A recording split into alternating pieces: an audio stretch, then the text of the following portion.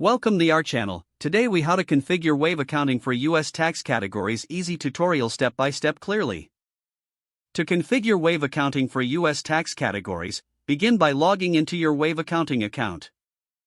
From the dashboard, locate and click on the settings icon in the bottom left corner. In the settings menu, select taxes from the available options. Here, you'll find a section titled Tax Categories. Click on Add a new tax category. You will be prompted to name your tax category. Enter a relevant name that reflects the specific tax type, such as sales tax or use tax.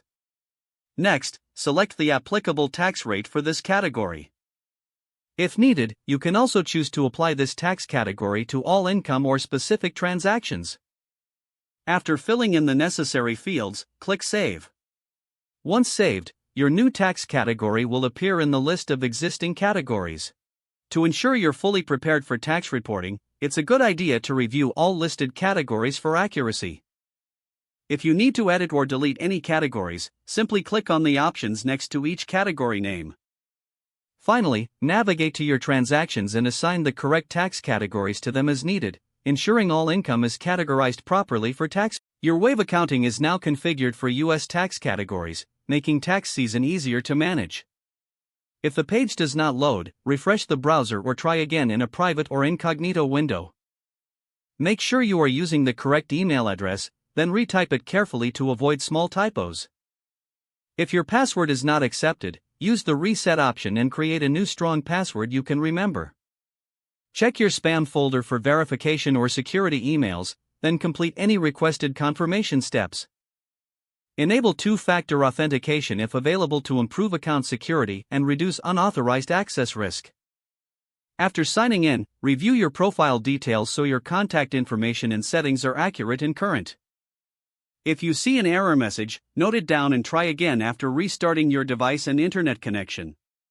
Log out when you finish, especially on shared devices, to keep your account and payment information secure. If the page does not load, refresh the browser or try again in a private or incognito window. Make sure you are using the correct email address, then retype it carefully to avoid small typos. If your password is not accepted, use the reset option and create a new strong password you can remember. Check your spam folder for verification or security emails, then complete any requested confirmation steps. Enable two-factor authentication if available to improve account security and reduce unauthorized access risk. After signing in, review your profile details so your contact information and settings are accurate and current. If you see an error message, note it down and try again after restarting your device and internet connection.